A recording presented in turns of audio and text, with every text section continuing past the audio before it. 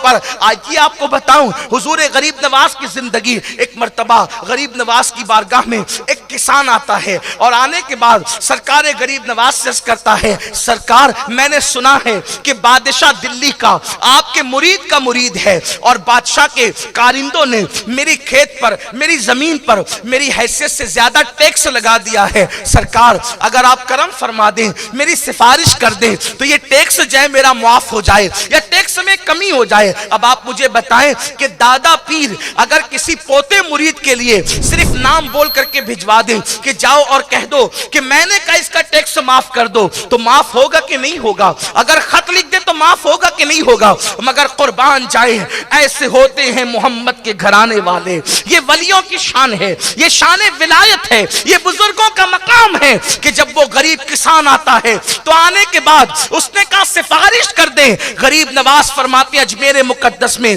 کہ چلو میں تمہارے ساتھ خود چلوں گا، میں تمہارے ساتھ خود چلوں گا۔ اور سرکار غریب نواز ایک غریب کسان کی خاطر، ایک غریب کسان کی خاطر اجمیر شریف سے دلی کا سفر طے کرتے ہیں۔ اور جب دلی پہنچنے والے ہوتے ہیں، آپ کے پہنچنے سے پہلے دلی والوں کو پتا چل گیا کہ غریب نواز آ رہے ہیں۔ اللہ اکبر۔ حضرت بابا قطب الدین بختیار کاکی شمس الدین التمش دلی کا بادشاہ اور پوری خلقت دلی جو ہے غریب نواز کے استقبال کے لیے دلی سے باہر آتے ہیں، اور غریب نواز کو آتا دیکھ کر کے کوئی ہٹو بچوں کا ماحول نہیں، کوئی دھکم دھکی کا ماحول نہیں۔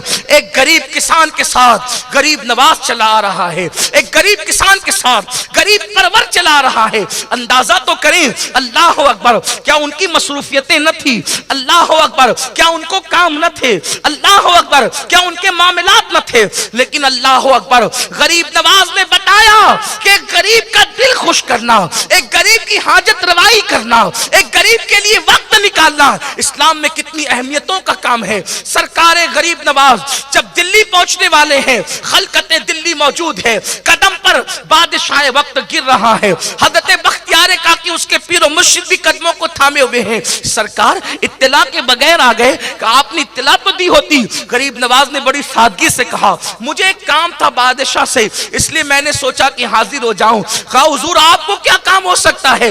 آپ اشارہ کر دیتے، خط لکھ دیتے، کہ کارندہ بھیج دیتے۔ سرکار غریب نواز فرماتے ہیں یقیناً کارندہ بھیجنے پر، خط بھیجنے پر اس شخص کا کام ہو سکتا تھا، مگر قدم قدم پر جو غریب کا دل خوش ہو رہا تھا وہ نیکی معین الدین کب پاتا؟ خط بھیجنے سے بھی کام ہو جاتا، لیکن ہر قدم پر جو غریب کا دل خوش ہو رہا تھا، اللہ اکبر، اس کی معین الدین کو کب نصیب ہوتی؟